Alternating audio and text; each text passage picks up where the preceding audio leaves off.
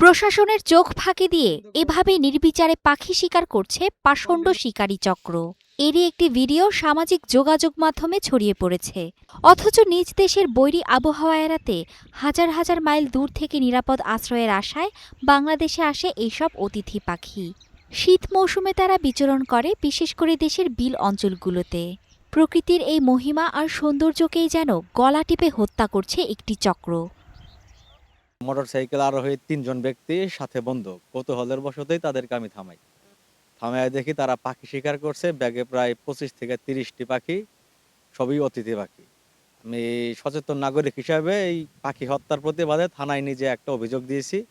পাখি হত্যার এমন ঘটনা মানিকগঞ্জের ফৈজনগর কোল সংলগ্ন মির্জানগর কলোনির পাশে। গত শনিবার বিকেলে বন্দুক দিয়ে শিকার করা ২৪ থেকে ২৫টি পাখি সহ দুজনকে আটক করেন স্থানীয়রা।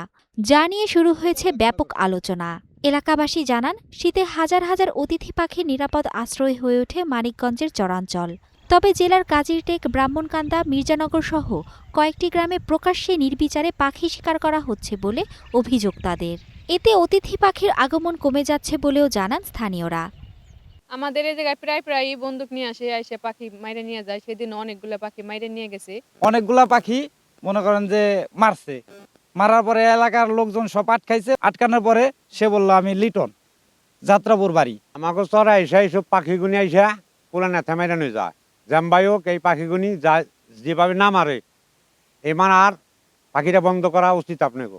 পাখি রক্ষা যে আইন আছে সেই আইন অনুসারে এই ধরনের কার্যক্রম আসলে নিষিদ্ধ, এবং আর প্রাণ প্রকৃতি রক্ষায় কোনো পাখি হত্যা করা যাবে না।